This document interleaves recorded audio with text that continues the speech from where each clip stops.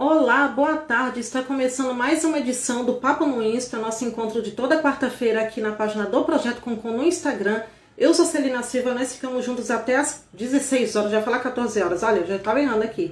Uma boa tarde para todo mundo, que bom que todos vocês estão aqui. Ó, nossos convidados já chegaram, hein? Previnca já está aqui, mandar até um oizinho aqui, ó, para as meninas que já estão esperando para entrar e conversar com a gente. Aliás, o tema hoje é super importante, nós vamos falar sobre violência doméstica, um tema que infelizmente está presente na vida de todo mundo, né? Independente da classe, da idade, da história que a pessoa tenha, todo mundo de uma certa forma já presenciou algum tipo de agressão dentro de casa, especialmente contra a mulher. Então hoje a gente vai falar sobre isso no programa. Mas antes da gente chamar nossas convidadas maravilhosas que vão participar com a gente aqui, temos dois recados super importantes. Ontem, vocês acompanharam lá na página do Facebook que o Gabriel Souza, que ia participar do Cubicultura, teve problemas técnicos. Ia ser uma live para falar sobre a carreira dele, ontem com a Sandra Mando, e aí ele ficou tão emocionado, tão nervoso que teve algum probleminha, mas não tem problema. O Gabriel já gravou uma entrevista super bacana com a Sandra, e ainda esta semana essa entrevista vai exclusivamente passar lá na página do Facebook do Projeto Concon, então você fica ligado, procura a página Projeto Concon Comunicação Comunitária, que essa matéria exclusiva e tantas outras estarão lá. Já tem um pessoal entrando aqui, olha, pessoal, todo mundo conhecido aí, do grupo do Previnca, que vai participar com a gente. E também reforçando que depois, assim que acabar essa live aqui, do Instagram, aqui do Papo no Insta, lá na página do Facebook do Sabores da Serra vai começar um especial do Hora Pronobis, o pessoal que trabalha com culinária afetiva e que vai preparar receitas maravilhosas utilizando a Hora Pronobis. Vocês já conhecem a Hora Pronobis? Não? Então vai ser a oportunidade de vocês conhecerem. E assim, olha, não é por nada não, eu tô vendo os bastidores de perto, o negócio tá muito, muito bom. Muito, muito bom. Além de aprender o plantio de estaca de Hora Pronobis, também vai aprender a fazer uma torta de frango com o mesmo elemento. Então, ó, eu sou suspeita para falar porque eu já comi, então não vou ficar falando muito não. Daqui a pouco, 4h30 da tarde, lá no Facebook, na página dos Sabores da Serra, procura lá, que vai ter todas as informações, você vai poder participar, perguntar como faz, pegar a receita, enfim, tem todas as informações lá. Bom, como eu já adiantei, logo no comecinho, hoje a gente vai falar sobre um tema que é muito complicado de abordar, não só para mulheres, mas para a sociedade em geral, que é a questão da violência doméstica. Quem é que já não presenciou de alguma forma dentro da sua casa? Você mesmo já sofreu? Alguma pessoa que você conhece que tenha vivido uma situação difícil, ruim, não é verdade? Todo mundo de uma certa forma já vivenciou isso. Inclusive, para a gente começar a falar com as nossas convidadas de hoje, aliás, deixa eu anunciar as convidadas de hoje, né? Tô falando aqui do Previnca, mas ainda não citei as meninas, vamos lá. Nós recebemos hoje, aqui no programa, nós recebemos a Ana Paula Borgomoni. Ela é advogada, e nós recebemos também a Fernanda Negreiros, que é psicóloga, e as duas meninas vão conversar com a gente hoje a respeito de violência doméstica. Como eu estava falando, né, eu até separei aqui um trechinho da Lei Maria da Penha para a gente refletir um pouco sobre, e automaticamente eu já vou chamar as meninas para participarem do papo com a gente. Bom, eu estava procurando um pouco do significado do que é violência doméstica, né? E familiar, e eu achei a seguinte definição, do artigo 11.340 de 2006. Violência doméstica e familiar é qualquer ação ou omissão baseada no gênero que lhe causa morte, lesão, sofrimento físico, sexual, psicológico, moral e patrimonial. Ou seja, se de alguma forma você já se viu dentro dessa situação, a conversa que a gente vai ter hoje vai ser super importante, não só para a gente poder entender melhor a questão da violência doméstica, mas principalmente de alguma forma contribuir para que essa prática se encerre. Então, sem mais delongas, eu vou chamar as nossas convidadas que já mandaram a solicitação para participar aqui com a gente. Deixa eu ver se eu já consigo chamar as meninas. Deixa eu ver se eu consigo chamar as meninas aqui para participar comigo. Você pode mandar as suas perguntas, mandar o seu oi para participar com a gente aqui ao vivo. Já topam participar com a gente, vamos lá. Hoje é com a presença do Previnca, aqui com a gente para falar sobre violência doméstica. Opa, as meninas estão viradas assim, ó. Vocês conseguem virar o celular assim, deixar ele em pezinho? Vamos virar, vamos virar. Muito bem. Aliás, gente, muito obrigada por vocês participarem com a gente hoje. Olha, elas fizeram uma produção dessa live hoje, até tutorial da maquiagem. Olha, eu tô me maquiando para fazer a live, elas prepararam. Então, foi muito legal. Tudo é isso aí. Você, elas estavam empolgadas. Meninas, muito obrigada, de verdade. Só pedir para vocês abaixarem um pouquinho para a gente poder ver vocês melhor. Deixa eu ver. Para ver se elas. Ó, como é que elas estão bonitas, ó. Tá vendo? Só para a gente ver bem legal as meninas aqui. Meninas, eu quero agradecer demais a presença de vocês. Nós pegamos o Paulo no susto, falamos com a assessora de comunicação de vocês, que a gente queria, já tinha um tempo que a gente queria conversar sobre o tema e não tinha referência melhor para falar do que vocês. E que bom que vocês estão aqui para a gente falar sobre esse tema que é tão importante, né? É isso aí. Além de agradecer demais a presença de vocês, queria pedir que vocês então apresentassem, né, para a gente o que é o Previnca e de onde ele surgiu. Vamos lá. Vamos lá. Gente, o Previnca é um projeto de prevenção e enfrentamento de violências. A gente frisa muito bem o termo violências, porque a violência não é uma só. Ela assume diversas faces, né? Contra mulheres, crianças e adolescentes. O Previnca, de fato, já existe há praticamente 10 anos e surge de um processo onde eu trabalhava como advogada e a adolescente, filha do casal que estava se divorciando na época, e uma questão de violência muito pesada, né? Tanto que nós tínhamos o processo de divórcio, processo de alimentos, um inquérito policial, mais 7 boletins de ocorrência orbitando nesse inquérito.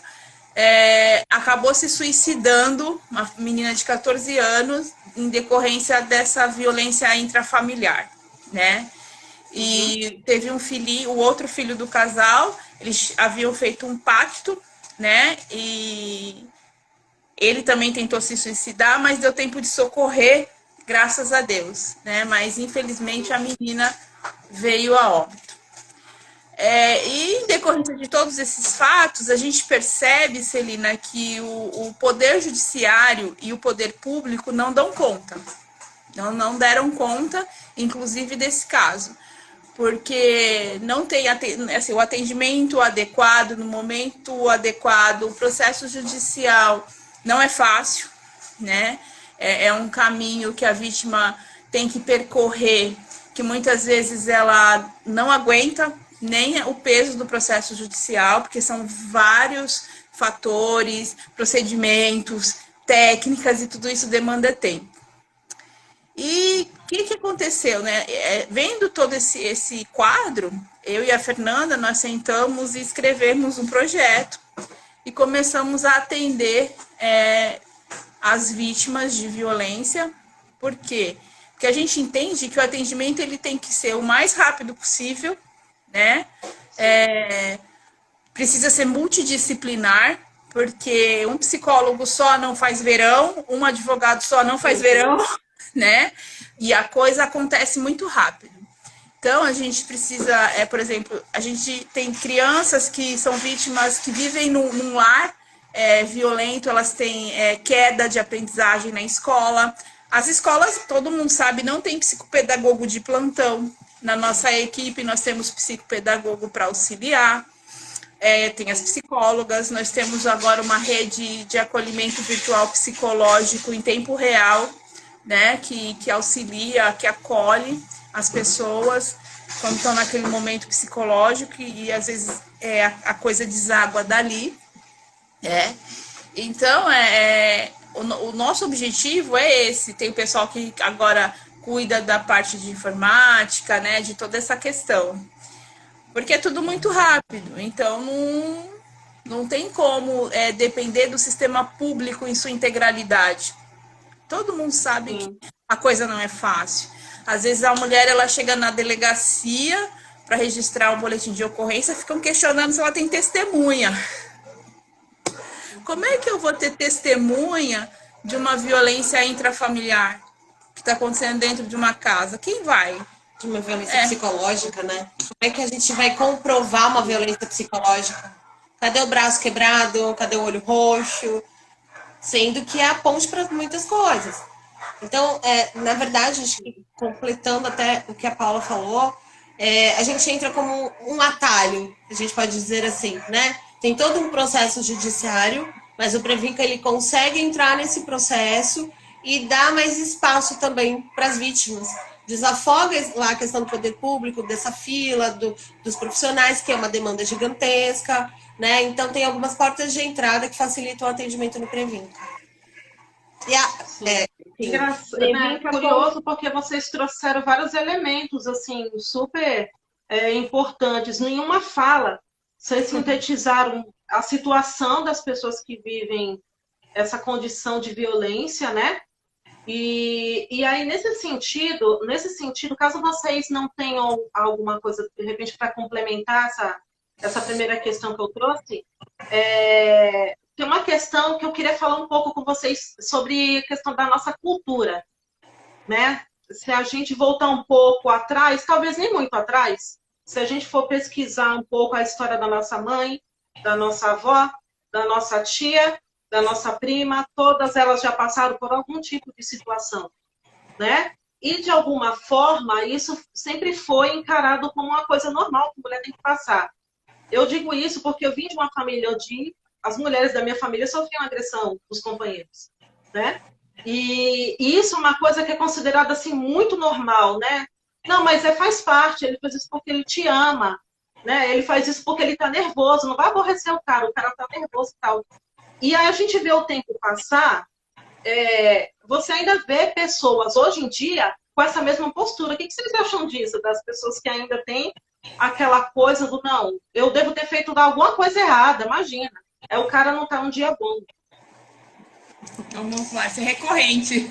Escuto isso todos os dias, todos, infelizmente. Eu queria falar que é um dia sim, um dia não, mas não é. Todos os dias, como profissional, como psicóloga. E realmente tem uma questão cultural muito grande, né? E muito assustadora. Porque, eu vou te contar um exemplo, até de atendimento mesmo. Eu estava esperando o paciente, né? Vítima de violência. Eu sabia que era vítima de violência, mas não sabia o contexto. Tô lá aguardando. Aí entrou uma adolescente, 16 anos, com a mãe, e um bebê no colo. Aí eu olhei, tá, iniciamos o atendimento, aí eu falei assim, mas que neném lindo, nanã, né, acolhendo, escutando, tornando a coisa um pouco mais leve, se é que é possível. Eu falei, não, assim, o pai ajuda? Como é que funciona isso? É só você? O pai te dá assistência? Ah, o pai é meu avô. Aí eu tive que fazer aquela cara, né, de segue-se o baile, porque, tá, seu avô, me conta essa história. Então, é o que você tá falando, era um ciclo de violência. Essa mãe já tinha sido aliciada por esse avô, perderam contato, ele ficou doente, ela retomou esse contato, ele veio para casa dela e aliciou a neta.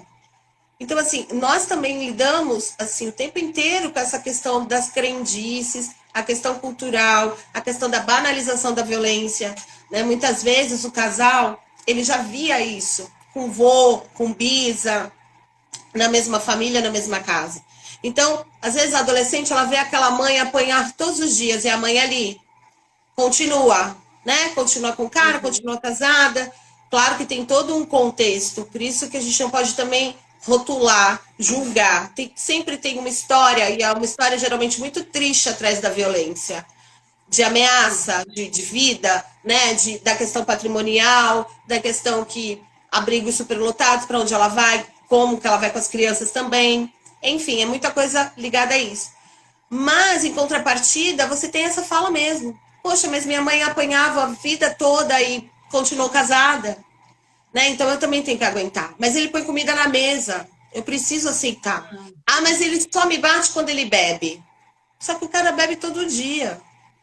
Né? Então, assim, qual é o contexto? Ah, mas a minha família mora lá não sei aonde e está acostumado. Lá o pai tem que ser o primeiro homem da vida da mulher. Então, é muita coisa envolvida. A gente pode pegar a questão, só uma curiosidade, essa lenda do Boto, né? Ah, foi a filha do Boto, que foi colocada essa lenda para diminuir a questão dos abusos. Eram muitos abusos e ninguém queria tomar partido disso ou até mesmo denunciar um marido, um vô, um pai. E aí virou Boto, e o Boto é causador de todas as coisas. E o Boto nada mais é do que um aliciador, do que um pedófilo, do que um estuprador.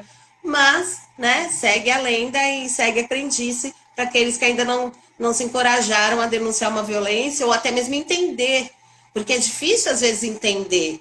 Tem uma questão muito séria, assim, é muito a linha entre a violência, né, e a normalidade, parece que não, mas ela é muito tênue. Porque uma pessoa que vive num lar violento, ela aprende que amar é bater. Então, muitas vezes ela vai reproduzir isso, porque é o amor que ela aprendeu. Então, de uma maneira distorcida, ela aprende a amar. Até que alguém chegue e fale, não, é isso.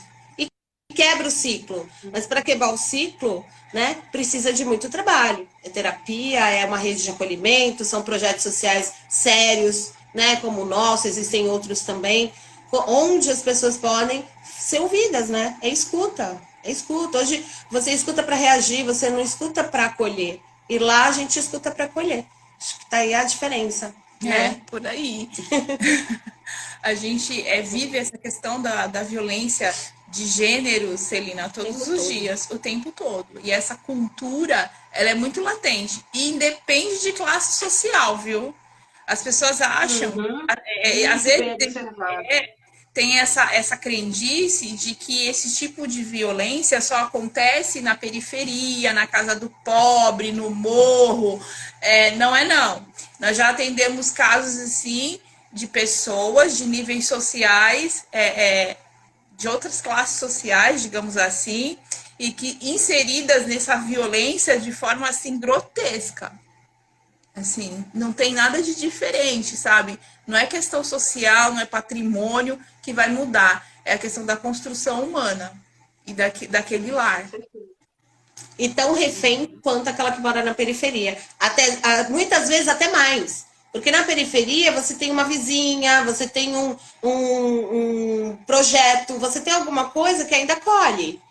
Na alta sociedade, não, é tudo muito velado. É tudo muito... aquela perfil rede social, né? Família feliz, todo mundo rindo, todo mundo penteado e contente, parou a foto, cada um pro seu quarto, com o seu celular e a violência continua. É bem isso, né? É muito pior, às vezes. As pessoas, por vezes, essa questão patrimonial, em classes sociais mais altas, a violência, ela fica muito tempo. Porque a pessoa, por questões patrimoniais, não quer dividir patrimônio e se submete àquela violência até acontecer o pior, né? A gente vê muito isso daí. Sim. E até um pouco dentro dessa fala de vocês, a gente repara muito que isso não depende do dinheiro que você tem, de onde você mora, da sua idade, quem está do seu lado, enfim. Mas, de uma certa forma, uma coisa acaba sendo meio que comum, né? Existe um ciclo da violência doméstica, algo que, por exemplo, eu estou me relacionando com uma pessoa que já está cometendo esse crime contra mim e eu não estou percebendo. Existe um ciclo, existem coisas que eu posso começar a observar. Poxa, o cara não precisa falar desse jeito comigo, o cara não precisa puxar meu braço do jeito que ele está puxando. O cara não precisa me desmoralizar na frente das pessoas só porque está na frente dos amigos. Quais são os sinais que a gente pode identificar como um ciclo, por exemplo, da violência doméstica? Eu queria começar falando o seguinte, eu costumo dizer, até em consultório mesmo, quando eu atendo uma vítima de violência, coloca na balança os momentos que você tem com a pessoa. Momento ruim, momento bom. Onde pesa mais? Será que está em equilíbrio? Será que um lado está mais pesado que o outro?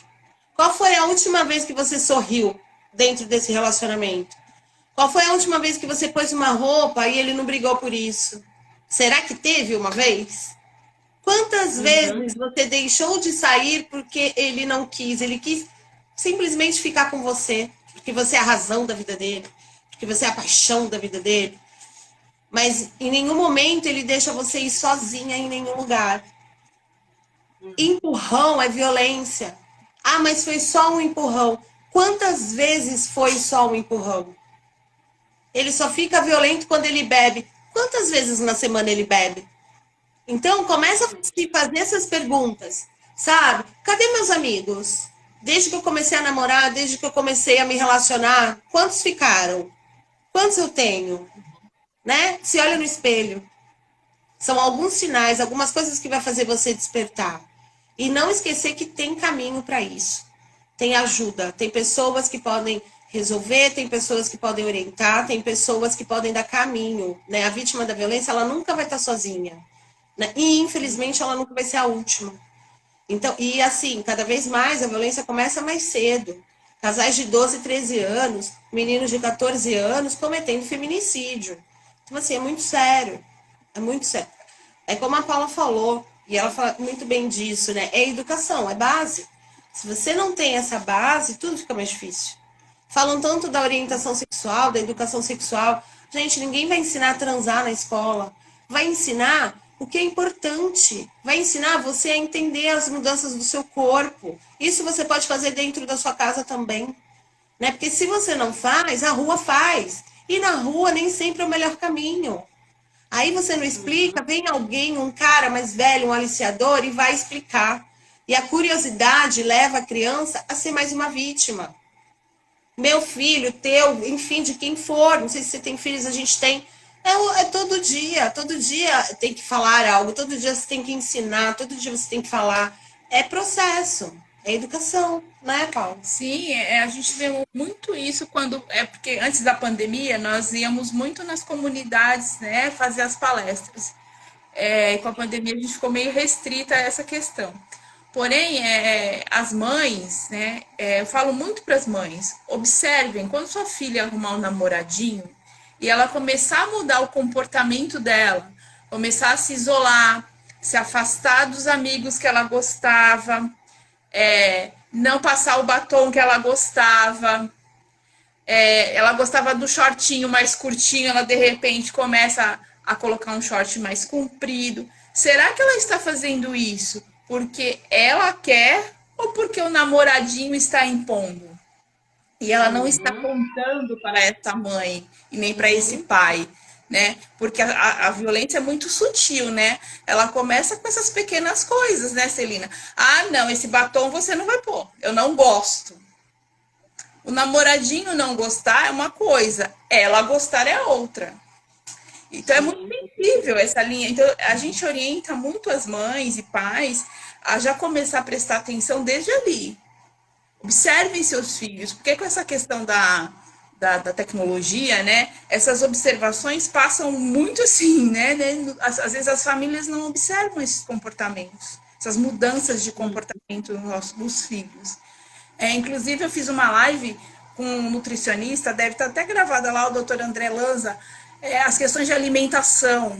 Até a forma do seu filho se alimentar pode ser que ele esteja inserido numa questão de violência. Porque a comida, a nossa forma de comer, reflete muito uma ansiedade. Fernanda sabe muito bem, fala muito bem sobre isso, né? A forma que ele come, se ele está preferindo, de repente ele comia 2 quadradinhos de chocolate e a menina de repente está comendo 10 barras de chocolate. O que está acontecendo com ela? Será que ela está num momento de ansiedade? Será que o que vem por trás dessa ansiedade é uma violência que está acontecendo com a minha filha e meu filho e eu ainda não me toquei? Então, assim, são questões, Celina, muito sensíveis. Porque normalmente as pessoas só vão ver a violência quando vê o roxo, quando vê a porrada. Mas a violência psicológica, esse começo, ele é muito sutil, né? E às vezes os pais não têm instrumentos, não percebem isso. E falo mais, é tóxico. E essa violência, esse relacionamento tóxico, essa relação tóxica, ela pode ser com pai, com mãe, com vô, com vó, com filhos, tá? Não é só namorado. A violência não é só dentre os casais. A violência é familiar, intrafamiliar, né? Então, assim, ela é muito aberta. Então, se atendem também aos relacionamentos tóxicos. Tá? Ai, ele me ama tanto que ele que compra minhas roupas. Ele me ama tanto que ele comprou só batom rosa, porque ele me ama de batom rosa. Ele me ama tanto que ele tem crise de ciúmes. Você acredita? Gente, isso não é prova de amor. Pelo amor de Deus. Isso é toxicidade. Não é amor. Amor não maltrata. Amor não faz sofrer. Amor não faz chorar. Amor não deixa doente. Amor cuida. Cuida. Amor é cuidar. Né? É troca. É sensibilidade. Passou disso, é violência. E não é mimimi, não, é Com verdade, é certeza. violência. Com certeza. gente- Aliás, vocês tocaram... Não, nervoso. Vocês tocaram um assunto super importante, até que eu gostaria de complementar com uma pergunta para vocês. Vocês percebem que hoje a maneira dos relacionamentos abusivos, dos relacionamentos tóxicos, por exemplo, da parte da população mais jovem, é diferente da nossa época? Sabe, Sim. assim, parece que hoje a questão da toxicidade, da toxicidade, eu estou errando a palavra, mas você Cidade. da toxicidade, vai sair. Dos relacionamentos, ela tá um pouco mais explícita, talvez o grau a gravidade desses relacionamentos está um pouquinho mais acentuada do que antes, na opinião de vocês? Explícita, precoce e cada vez pior. A gente não pode esquecer de falar que a gente tem um momento assim de geração sem tolerância à frustração. São filhos que têm cada vez mais coisas e menos valores. Pais que trabalham cada vez mais e têm menos tempo para educar, menos tempo para pôr limite, menos tempo para até mesmo corrigir os erros e defeitos. Então temos o quê? Uma geração que não sabe ouvir não. Ele tenta cada vez mais burlar esse não e burlar os caminhos para que aquilo seja mais rápido. Uma geração muito mais ansiosa, muito mais depressiva e muito mais violenta. Hoje, você não ouve que teve uma briga. Antigamente, né? Eu já passei dos 40, gente, não precisa dizer os detalhes, mas já passamos. Eu também, tá? Eu também. Olha aí, Só dessa geração aí. Né? Então, antes era o quê? Os caras saíram na mão. Os caras brigaram. Acabava ali, resolvia ali. Hoje não tem discussão. Hoje o cara dá tiro. Dá tiro porque ele olhou para a mulher dele, sem saber que estava com o cara, né? Porque ninguém vem com letreiro. Então ele dá tiro porque olhou para a mulher dele, ele dá tiro porque ele esbarrou. Ele dá tiro porque ele simplesmente não respondeu à ofensa que ele fez. Então tudo é motivo para uma violência. É aquilo que eu falei lá anteriormente. Adolescentes de 14, 15, 13 anos matando namoradas. Porque ela não quis transar, porque ela foi pro baile funk e olhou para outro menino, porque ela não foi pro... Enfim, uns motivos mais banais, né? Sem justificativa, porque a vida hoje é banalizada. Então, sim, com certeza, as coisas estão mais precoces e muito mais violentas, com uma geração muito menos tolerante, muito mais doente. Cada vez mais doente. Emocionalmente. Isso é muito latente. A Fê atendeu uma classe de alunos virtualmente aí numa escola. Nossa. Que ela ficou extremamente impressionada com o número de adolescentes que já estão usando remédios antidepressivos. Sexto ano. Alunos do sexto ano. Na nossa geração, a gente nem ouvia falar disso, não era, Celina? Você ouvia falar que alguém teu coleguinha estava tomando antidepressivo, gente? Não, isso era uma coisa... Criança era criança, né? É engraçado essa relação da infância. Criança era criança. Na sexta série, eu jogava pedra na vidraça dos outros. Brincava. Entendeu? Apertar a campainha, entendeu? Apertar a campainha, né? Hoje, crianças de sexta série tomando ansiolítico, com pensamento suicida, tentativa de suicídio, isso assim, aberto numa live normal que foi feita com o pessoal da escola. Setembro Amarelo, ok. E foi vindo, acho que nem o pessoal da escola esperava tanto depoimento. E eu comentei com ela, falei, nossa, me assustou isso. Alunos do sexto ano, 11, 10 anos, tentativa de suicídio, aí você fala, meu Deus, e era uma escola padrão FIFA, não é pública não, escola particular caríssima, tá? Que era a semana lá das palestras e convidaram para estar fazendo. Então, assim, mais um motivo para você falar aí, né? Não é classe social, é atenção, é o que eu falei, é atenção, é tempo, é qualidade. Ai, mas eu trabalho o dia inteiro.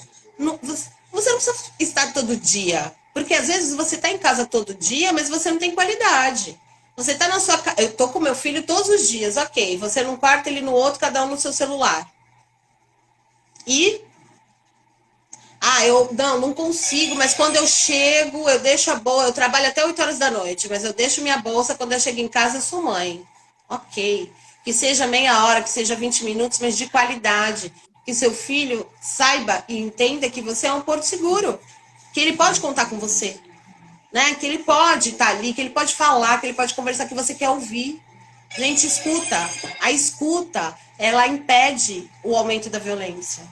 Julgar menos, né? Não julguem a mulher que está há 20 anos apanhando há 20 anos, casada com um cara há 20 anos apanhando, né? Vou falar isso de novo para ver se faz eco. Não julguem, porque assim ninguém sabe essa história.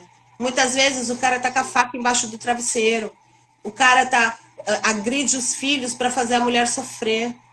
Teve um caso, o marido foi buscar o menino na escola, né? E a mãe estava trabalhando, eles já estavam separados há mais de um ano, só que ele não aceitava essa separação. Ele foi buscar o filho na escola.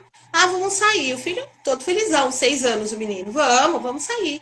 Aí ele ligou, falou assim, liga pra mamãe. Ó, estou com fulana. Ela, fulano, vem pra casa, né? Não faça isso, nanana. Ah, então já que você não quer voltar, eu vou tirar o que você mais ama na vida. Ele simplesmente jogou o carro com o filho na frente de uma carreta. Ele se matou e matou a criança para fazer a mulher sofrer. E aí você olha e você fala assim, meu Deus, né? Mas existe, e não é história de novela. E a violência está mais perto do que a gente infelizmente, é uma coisa tão próxima da gente. E aí, vocês falam de um tema que é super importante, que é o distanciamento que nós temos como pessoas, né? Engraçado, a gente às vezes está ali cercado da nossa família, no momento que a gente pode ter uma troca verdadeira, e a gente está perdendo essa oportunidade, não só de combater a violência doméstica, mas de olhar para a criança que está dentro da sua casa, de olhar para si mesmo, de olhar para o seu companheiro que está ali, né? No momento ali, está passando por uma angústia também, porque é um conjunto de coisas. E essa questão a questão da abertura para redes sociais, da utilização do celular, ela é saudável desde que ela não atrapalhe essa relação. Você pode estar passando por uma situação onde você tem ali contato com tanta gente, mas não tem força para pedir ajuda para alguém, que um grupo possa prestar um auxílio para você. Você pode ter uma criança dentro de casa querendo se matar porque o pai e a mãe não estão ali dialogando com ela, não está conversando. Até um pouco dentro disso, não exatamente nessa questão de redes sociais, que a gente torna a falar mais para frente, eu queria saber uma coisa de vocês. Por exemplo, vocês chegam dentro de uma comunidade para conversar com aquelas mulheres que estão passando por algum tipo de situação. Poxa, mas eu tenho coisa mais importante para me preocupar, eu tenho que colocar comida na mesa. Eu tenho um filho pequeno, não dá tempo de eu correr atrás de ajuda. Como é que vocês reagem em relação a isso? Como é que é trabalhar com a questão nas periferias de que a denúncia é importante, de que sua vida é importante, isso tem que estar acima, né? Ou tem que caminhar junto com outras coisas, né? A mulher nesse sentido, muitas vezes, ela não passa pela questão da violência, porque ela se deixa de lado nessa situação e passa a priorizar outras coisas pelo desespero. Pô, eu sou dependente do cara, eu não posso sair de casa, como é que eu vou morar onde? Eu não tenho família perto, sabe? Como é que se dá isso? Como é que vocês trabalham isso? Assim, vamos lá, Celina. Quando a gente chega dentro da comunidade, o que acontece? A gente muitas vezes usa a palestra como caminho para se aproximar delas. E no final, porque elas ficam, muitas delas não têm noção das questões jurídicas e dos caminhos a serem tomados. Né? Porque se dizem muitas coisas nas redes sociais, mas muitas coisas não é o que realmente acontece. Então, a gente vai primeiro pela palestra. E no final da palestra, todas elas, a grande maioria, chama no canto para conversar. Essa aproximação é muito sensacional. Ou me chama, ou chama a Fernanda, ou chama as duas. Né? E aí, o atendimento já começa ali. Porque ela começa a contar, ai, doutora, está acontecendo isso, e vai contando a história dela. E ela sente que naquele momento tem alguém que está se importando com ela. E que começa a mostrar, olha, eu posso te mostrar esses caminhos para você caminhar, tá? Você vai desde da questão que elas têm muito medo da denúncia, né? Que hoje ela pode ser feita até online. Tem muitas delas que nem sabem disso, né? E que, inclusive, se ela tiver uma assistência jurídica, ela não precisa nem ir na delegacia. Você sabia que o advogado pode peticionar?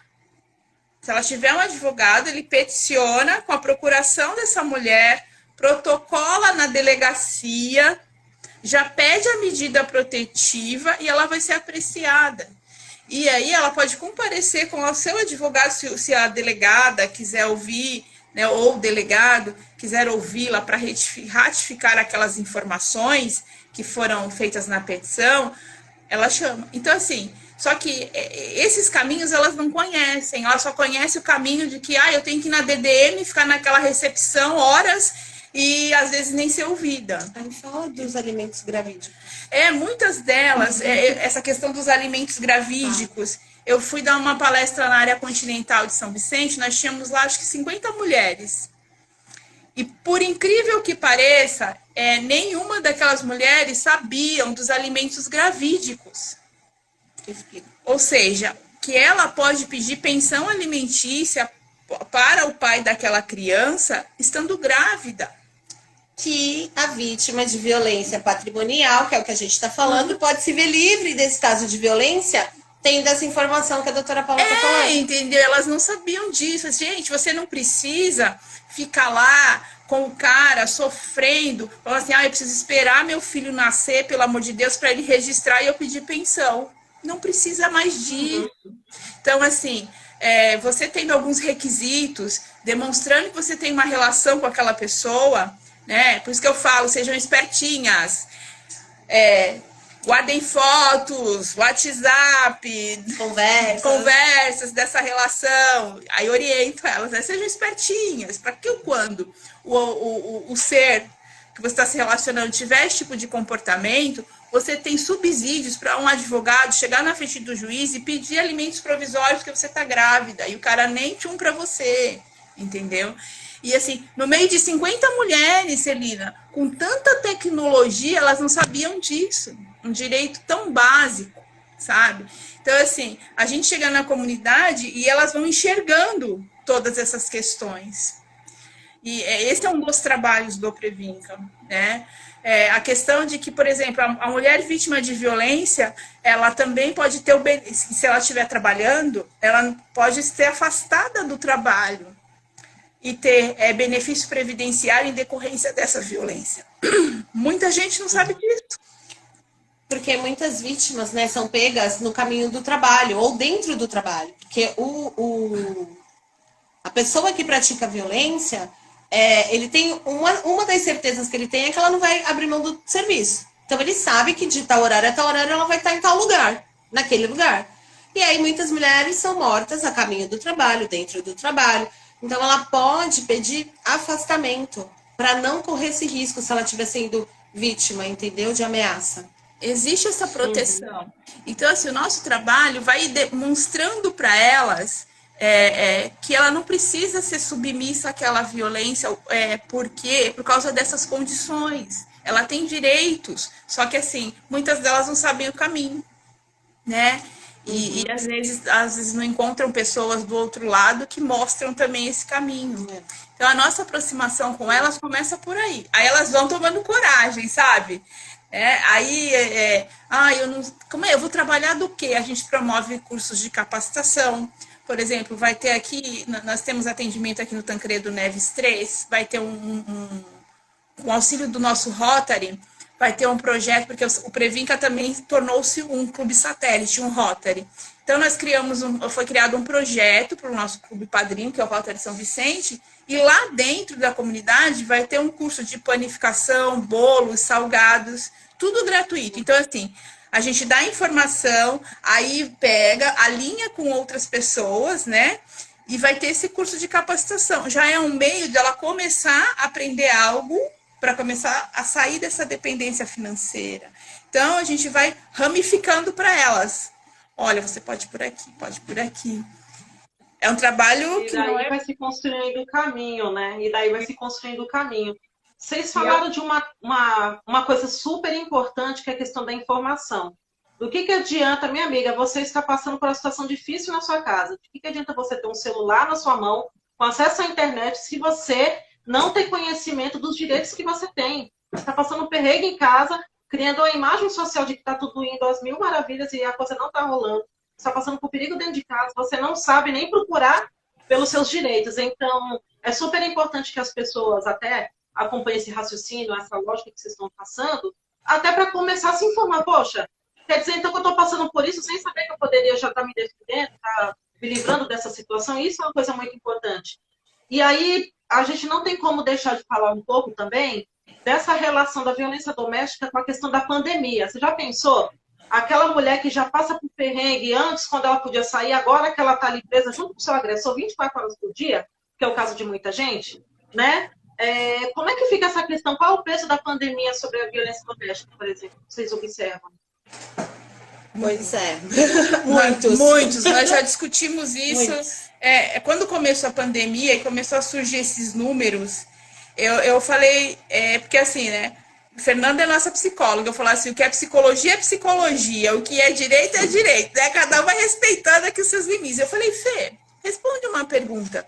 Você enquanto profissional da psicologia, você entende que a violência, ela começou a existir com a pandemia ou ela já existia e se potencializou com a pandemia, com o isolamento? A resposta dela foi automática. Ela já existia, ela só se potencializou em decorrência do isolamento. Não foi isso? Potencializou, aumentou, piorou, deu ruim, né? A verdade é essa. Por quê? O que a pandemia fez? Ela obrigou as pessoas a se olharem, obrigou as pessoas a se aceitarem, a conviverem. Coisa que não tinha. Todo mundo trabalhava, chegava em casa para dormir, cada uma no seu horário. Enfim, a dinâmica familiar era outra. E de repente vem uma pandemia e fala assim, você vai ter que ficar dentro da sua casa. Aí você olha e fala, tá, não tenho escolha, vou ser obrigado. O que acontece nos lares violentos? Não tem escape, não tem válvula de escape. O bar tá fechado, a igreja tá fechada, o puteiro tá fechado. Então o cara tem que ficar dentro de casa. E aí o que ele faz? Aumenta, potencializa a questão da violência. A violência já está ali, ela já existe, ela só potencializou, ela só aumentou, né? Então não é que a pandemia piorou o isolamento social, piorou sim, porque tirou a liberdade das pessoas. As vítimas não tiveram válvula de escape, que muitas vezes tinham, né? Ou corria para a igreja, ou corria para cada vizinha, ela não pôde correr, o que piorou também, aumentou o número de mortes de feminicídio. Agora, isso já estava lá. Aliás, já está, né? Criou-se uma desculpa maior para ainda não entenderam que a questão da violência é uma questão importante. Ainda não entenderam que a hora que tiver escuta, porque as pessoas querem escuta para coisas agradáveis e a violência não é agradável, né? Então, quando tiver escuta para isso, quando você tiver o olhar do entendimento do acolhimento, você vai começar a entender esse fenômeno da violência, o que leva, o que traz, o porquê que aumenta, né? Quais são os caminhos, o que é coisa, como que pode melhorar, como que a gente pode reverter isso. É informação. Com certeza. É com informação. Não, imagina. A gente acaba falando sobre esse tema que ele é tão importante, o assunto vai rendendo e a gente começa a lembrar de tanta coisa, a gente não pode deixar de falar de um fator que acontece, especialmente nesse momento de reclusão que vocês estão falando, né? E acaba sendo meio que alguma saída, que é esse pedido de socorro que acontece muitas vezes à distância, às vezes com pessoas que você nem conhece, que pode, de alguma forma, te dar uma luz, né? A gente, todo mundo tem o seu Facebook, tem o seu Instagram, e sempre vai ver o caso de alguém que, de alguma forma, conseguiu pedir ajuda através de uma chamada de vídeo, de uma live para se defender e tal. Qual é a importância dessa mobilização solidária que acontece nas redes sociais no intuito de ajudar aquela mulher que, às vezes, ela não tem aquele nível de informação sobre os direitos dela, mas naquele momento o instinto dela pede para pedir socorro para mim, para você, para quem conseguir ver e identificar aquele sinal de que aquela pessoa está passando algum risco, né? Qual é a importância dessa mobilização solidária das redes sociais? A gente tem duas questões, duas mobilizações, uma emocional e outra jurídica. Eu respondo pelo emocional. A responsabilização é você ter escuta, você não julgar. E ela entender que ela não está sozinha. Porque muitas têm vergonha. Ah, mas eu vou falar que eu apanho, eu vou falar que eu sou obrigada a ter relações sexuais só porque ele é meu marido. Abrindo um parênteses, estupro marital. Quando a mulher é obrigada a ter relações sexuais pelo simples fato do cara ser o marido dela. Tá? Isso também é uma forma de violência. Então, assim, emocionalmente, você precisa escutar. Você precisa ter empatia.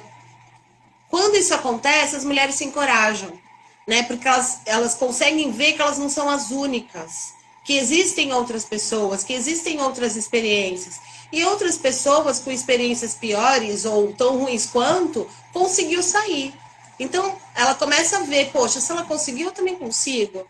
Ah, mas, né? E começa a pegar os exemplos que dão certo e começa a se encorajar. Aí vem essa questão do empoderamento que todo mundo fala. Como é que eu quero uma mulher empoderada se ela não tem instrução, se ela não tem um mínimo de saúde para ela, se ela não tem um mínimo de acolhimento? Né? Não é frase feita. Porque a rede social é fake news, né? A rede social é todo mundo feliz e contente, todo mundo passeando. Você molda a realidade que você quer, né? Também. É o mundo da Alice. Você entrou ali, você está no País das Maravilhas. Tudo é possível. Só que não é assim. E isso também produz um ciclo de violência muito gigante. Porque você está vendo aquilo plantado, mas você olha para o lado e vê a sua casa destruída, vê seu casamento, seu relacionamento destruído por conta de uma droga, de um álcool, de uma violência. Aí você pega a foto da coleguinha e vê lá ela maquiada, linda, maravilhosa, cheia de filtro, mas está linda, maravilhosa. Aquilo com a sua autoestima é péssimo. Você não vai pensar no filtro, você vai pensar que, poxa, eu queria ter aquela vida. Aí muitos fazem o quê? Tentativa de suicídio. Muitas vítimas de violência acabam tentando suicídio por conta disso. Isso emocionalmente, tá? Empatia, acolhimento e escuta. Né? Julguem menos e acolham mais. Juridicamente, minha parte aqui tem outros caminhos. Juridicamente, assim, existem duas faces que eu vejo nessa questão da violência nas redes sociais. Primeiro é quando alguém expõe a violência que o outro está sofrendo, não com o intuito de ajudar, mas de expor aquela pessoa. Isso é cruel demais, sabe, Celina? E aquela pessoa, ela acaba sentindo mais dor emocional do que ela já estava sentindo. Porque tem gente que não está ali querendo te ajudar, quer expor o seu sofrimento. Essa é uma questão. E realmente tem pessoas que estão ali dentro da rede social, tentando auxiliar uma pessoa vítima de violência. Isso eu acho extremamente positivo. E quero alertar, se alguém expor a sua vida íntima em rede social, não pode não, viu, garotas? Garotas e garotos que estejam aí na live. Pode não, você tem direito de processar. Então, assim, é uma linha muito tênue. É preciso tomar muito cuidado com essa questão das redes sociais. O movimento de empoderamento eu acho super positivo, porque tem que empoderar mesmo. E a rede social nos auxilia muito. Essa live, por exemplo, isso tudo aqui que a gente está discutindo, eu creio, né? Quero acreditar que está chegando informação a muita gente que não sabia coisas que a gente está falando aqui hoje. Isso é extremamente positivo. Agora, quando você expõe a vida de uma outra pessoa e a violência que ela está sofrendo para se autopromover e ainda punir mais aquela pessoa, aí a coisa já mudou de figura, né? Então, a gente tem duas linhas muito tênues aí que é preciso tomar cuidado. Sim, com certeza. A gente já está começando a chegar ao final, infelizmente, né? Se dependesse, a gente ficava mais 1 hora, mais 2 horas com vocês. Mas, nossa, porque o assunto rende mesmo. E assim, acho que todo mundo que já passou por alguma experiência de violência e tem aquela maturidade para tentar, de alguma forma, seguir em frente, acho importante rever aquilo que já passou e tentar olhar de uma outra forma, né? E mesmo também quem está sofrendo por isso, de achar um novo caminho para a vida. Nesse sentido, eu queria lançar uma pergunta, que seria a última para vocês, para a gente fechar esse bate-papo, sobre a questão do agressor. É possível a gente lançar também um olhar de análise sobre a pessoa que agride e tentar entender de onde que sai essa agressividade dessa pessoa. Digo isso porque, em alguns casos, coisas que a gente vê, coisas que a gente já presenciou também, sabe? Muitas vezes se explica aquela violência através de algo que aquela pessoa também sofreu. É bem isso mesmo? A gente pode lançar esse olhar sobre quem agride também? É importante? Com a palavra psicóloga. Mais ou menos. Existe uma crendice aí de que ele só é estuprador porque ele foi estuprado. Ele só é violento porque ele foi violentado. Tem uma crendice. Existe sim padrões de repetição, ok. Existem patologias, né? Assim como a pedofilia, assim como o serial killer, enfim, tem algumas coisas aí bem pesadas, patológicas, doenças. Bom, mas existem as pessoas que, por contexto, por história de vida, elas acabam repetindo aquilo ali. Lembra que eu falei dessa geração que não está preparada para a frustração? Aí você pega um adolescente que ele tem tudo. Aí ele chega, ele começa a namorar. Aí a namorada dele pega e fala, não quero mais. Tô gostando do Joãozinho agora. Não quero mais ficar com você. Vai ser tão insuportável aquele não para ele que ele não vai saber lidar. Quando a gente não sabe lidar com alguma coisa, a gente tem o quê? Explosão de raiva. Né? Demora a aceitação. E aí vem o quê? Vem a violência. Porque nós somos seres humanos, a gente não nasce legal. Eu costumo brincar, eu falo que a gente nasce ruim e aprende a ser bom.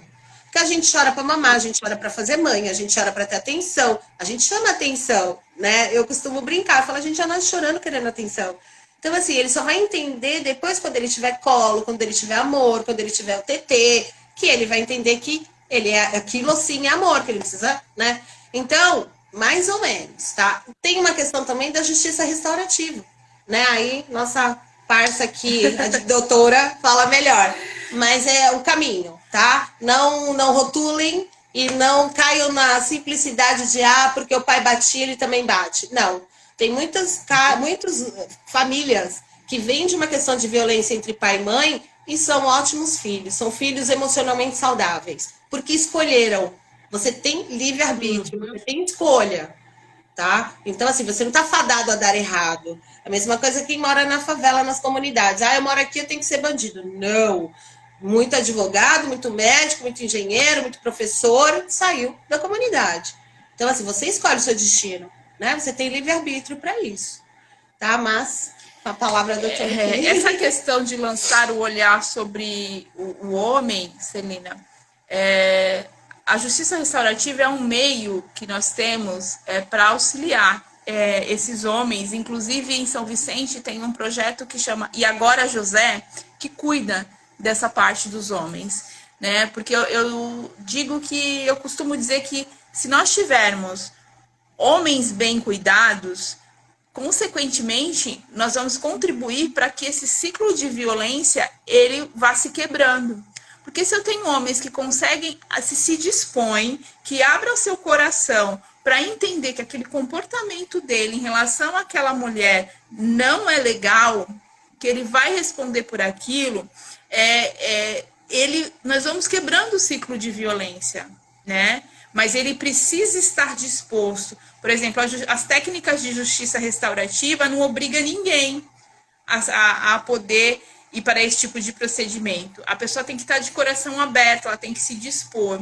Então, a dificuldade é aí, da pessoa, ela reconhecer, deste homem, né, violento, reconhecer que ele precisa ser reeducado, né, para que ele não cometa mais esse tipo de violência. Então, eu acho, o projeto E Agora José, as técnicas de justiça restaurativa, elas são sensacionais para poder reeducar este homem. São caminhos de entender, são caminhos não punitivos. Porque quando você chega num processo criminal, o processo criminal, ele é punitivo, é a lei penal, né? O processo de justiça restaurativa, ele não é punitivo. Ele vai fazer com que a pessoa se enxergue e entenda e coloque na cabecinha dela, é um projeto de reflexão, de ressignificação do que ela está fazendo. Eu acho isso super positivo. Acredito que isso já deveria vir das escolas.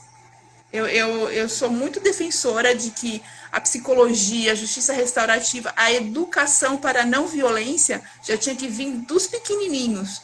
Porque, assim, para que esse ciclo de violência seja quebrado, é preciso educação. Porque se não tiver essa educação constante, essa renovação de conceitos, o que vai acontecer? Eu vou ter ciclo de repetição.